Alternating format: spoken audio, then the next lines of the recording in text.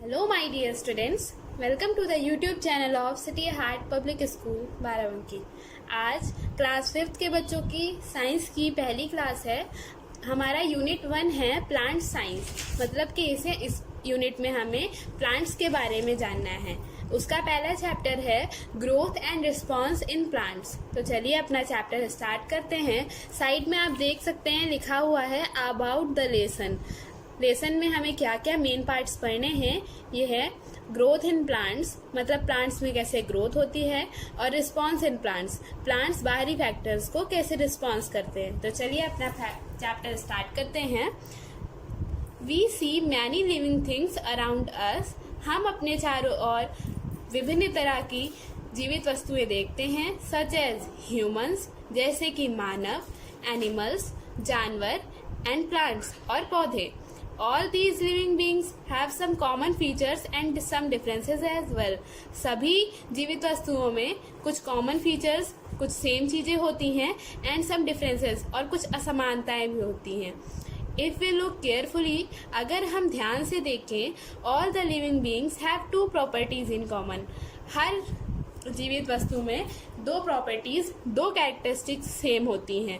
First, पहली, they grow and develop, कि वे grow करते हैं और अपनी स्किल्स को डेवलप करते हैं, बढ़ते हैं और अपने आप को डेवलप करते हैं। एंड सेकेंड, दूसरी चीज है they are sensitive, that is they respond to stimuli. वो सेंसिटिव होते हैं, मतलब कि वो स्टिमुलाई मतलब होता है उत्तेजना, मतलब कि बाहरी फैक्टर्स जैसे कि लाइट, साउंड, टच, इन सब चीजों को रिस्पॉन्ड करते हैं। हमारी पहली हेडिंग है growth in plants. Growth is the common characteristics of all living beings. जो बढ़त है वो सभी जीवित वस्तुओं की कॉमन प्रॉपर्टी है। All the living beings grow surely, सभी जीवित वस्तुएं बढ़ती जरूर हैं, अवश्य बढ़ती हैं। व्हेन अ सीड इज सोन, जब एक बीज बोया जाता है, it grows into a sapling, पहले ये नए छोटे पौधे में बदलता है। It grows slowly and become a plant, ये धीरे धीरे बढ़ता है और फिर एक प्लांट में, एक पौधे में बदल जाता है। एज द प्लांट ग्रोज, जैसे जैसे प्लांट ग्रोज करता है मतलब बढ़ता है, branches and leaves emerge out, उसकी ब्रांचेस मतलब टहनियाँ और पत्तियां निकल आती हैं। Later birds, flowers and fruits grow in it, बाद में कलियां, फूल और फल इस पे लगते हैं। A plant keep on growing till it ड्राइज, एक पौधा तब तक बढ़ता रहता है जब तक उसकी मृत्यु न हो जाए। But animals grow only up to a certain age, लेकिन जो जानवर होते हैं वो एक लिमिटेड एज तक की, एक आयु तक की बढ़ते हैं, एक लिमिटेड आयु तक की बढ़ते हैं। This is proved by the fact that every animal has fixed number of organ. ये इस बात से प्रूव है कि हर एक एनिमल में एक फिक्स्ड नंबर ऑफ ऑर्गन होते हैं। If any branch or leaf of a plant are broken, अगर पौधे की कोई ब्रांच, टहनी या पत्ती टूट जाती है, new branches and leaves take its place, नए ब्रांचेस मतलब कि नई टहनियाँ, एंड लीव्स और पत्तियाँ इसकी जगह ले लेती है। But if any animal loses an organ, पर अगर कोई जानवर अपना एक ऑर्गन खो देता है, it is lost for ever, तो वो हमेशा के लिए उसे खो देता है, बाद में उसका वो ऑर्गन दोबारा डेवलप नहीं हो पाता है। The parts of a plant do not grow at the same rate, पौधे के जो पार्ट्स होते हैं, सारे पार्ट्स जो होते हैं वो एक ही स्पीड से, एक ही सेम रेट से नहीं बढ़ते हैं। The lower portion of the root and the upper part of the trunk grow fast, जो सबसे निचला पोर्शन होता है रूट का, रूट मतलब हमारी जो जड़ें होती हैं उनका सबसे जो निचला पोर्शन होता है वो, और सबसे ऊपर पोर्शन ट्रंक का सबसे तेजी से बढ़ता है। अब हम पढ़ेंगे रिस्पॉन्स इन प्लांट्स।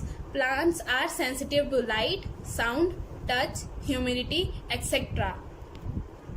प्लांट्स जो होते हैं वो लाइट को रिस्पॉन्ड करते हैं, साउंड को करते हैं, टच को करते हैं और ह्यूमिडिटी को रिस्पॉन्ड करते हैं, मतलब वो उनके प्रति सेंसिटिव होते हैं। इन देयर प्रेजेंस, उनकी प्रेजेंस में, मतलब कि इन सारी फैक्टर्स की प्रेजेंस में, the plants show their response, plants जो होते हैं वो अपना रिस्पॉन्स शो करते हैं। द एक्सटर्नल रीजन और cause to which a plant's react is called a stimulus. अगर आपको स्टिमुलस की डिफिनीशन लिखनी होगी तो आप क्या लिखेंगे? द एक्सटर्नल रीजन और cause to which a plant reacts is called a stimulus. External reason कोई भी बाहरी रीजन और कॉज और या वजह है to which a plant reacts, जिसकी वजह से कोई प्लांट रिएक्ट करता है, अपना कोई रिएक्शन शो करता है, इज कॉल्ड अ स्टिमुलस. उसे स्टिमुलस कहते हैं. कम चलिए let us study about some responses shown by the plant. चलिए पढ़ते हैं कुछ रिस्पॉन्सेज के बारे में जो एक प्लांट शो करता है. पहला हमारी हेडिंग दी हुई है यहाँ पर लाइट है. Generally plants are very sensitive to the light. ज़्यादातर जो प्लांट्स होते हैं वो लाइट की तरफ बहुत ज़्यादा सेंसिटिव होते हैं. Light is very important for the life of a plant because plants make their food by photosynthesis in the presence only. Light एक प्लांट की लाइफ के लिए बहुत ज़्यादा इम्पॉर्टेंट होता है क्योंकि प्लांट्स जो होते हैं वो अपना फूड एक प्रोसेस के द्वारा बनाते हैं जिसे हम फोटोसिंथेसिस कहते हैं. और ये फोटोसिंथेसिस प्रोसेस सिर्फ लाइट की प्रेजेंस में ही हो सकती है. But some plants display extreme sensitivity to the light. Let us conduct an experiment.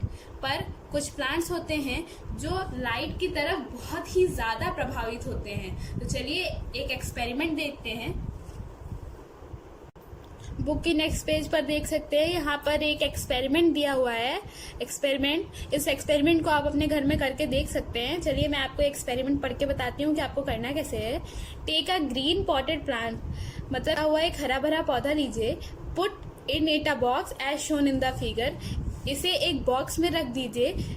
Make a round hole in the wall of a box. उस बॉक्स में एक साइड एक गोला बना दीजिए, एक राउंड होल बना दीजिए, उसे काट दीजिए.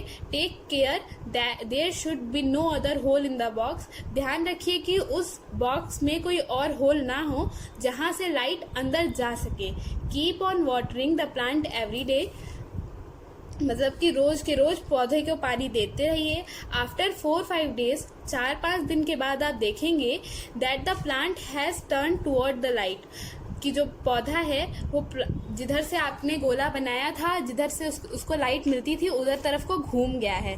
This proves that the plants are sensitive to light. इससे ये प्रूव हो जाता है कि जो प्लांट्स होते हैं वो लाइट की तरफ सेंसिटिव होते हैं. तो जनरली बच्चों आपको करना ये है कि एक हरा भरा पौधा लेना है आपको, गमले में लगा हुआ, फिर उसे एक बॉक्स में रख देना है. उस बॉक्स में एक साइड आपको होल कर देना है जहां से उस प्लांट्स को सनलाइट मिल सके. उस प्लांट को आपको रोज के रोज पानी देना है, उसका ध्यान रखना है. फिर 4-5 दिन बाद जब आप उस बॉक्स को खोलोगे तो आप देखोगे कि उस प्लांट्स का फेस जो है, वो प्लांट जो है वो उस होल की तरफ जिधर से उसे सनलाइट मिलती है उधर की तरफ मुड़ गया है. Observe a sunflower. एक सनफ्लावर को देखिए. It always faces the sun. इसका फेस हमेशा एक सन की तरफ है. From morning till evening to face the sun the flower moves from east to west. सुबह से लेकर शाम तक की एक जो सनफ्लावर होता है उसका फेस हमेशा सन की तरफ रहता है. ईस्ट टू वेस्ट वो टिल्ट हो जाता है, घूम जाता है, जिससे कि उसका फेस हमेशा सन की तरफ रहे. देखिए यहाँ पे फिगर में दिखाया गया है, यहाँ पर सन है, यहाँ पर सनफ्लावर लगा हुआ है, तो इसके फेस अभी इधर है. फिर सन यहाँ आ जाता है तो इस सनफ्लावर का फेस टिल्ट होकर इधर आ जाता है. फिर सन यहाँ आ जाता है तो इसका फेस टिल्ट होकर इधर आ जाता है. ये सनफ्लावर कैसे लाइट को रिएक्ट कर रहा है ये दिखाया गया है इसमें. तो चलिए बच्चों, आपसे मिलती हूँ मैं नेक्स्ट वीडियो में. इसका PDF डाउनलोड कर लीजिएगा, लिंक डिस्क्रिप्शन में होगी. फिर जाकर आप इस चैप्टर को पढ़िएगा. नेक्स्ट पार्ट में मैं इसके आगे का पढ़ाऊंगी. ओके बच्चों, बाय बाय.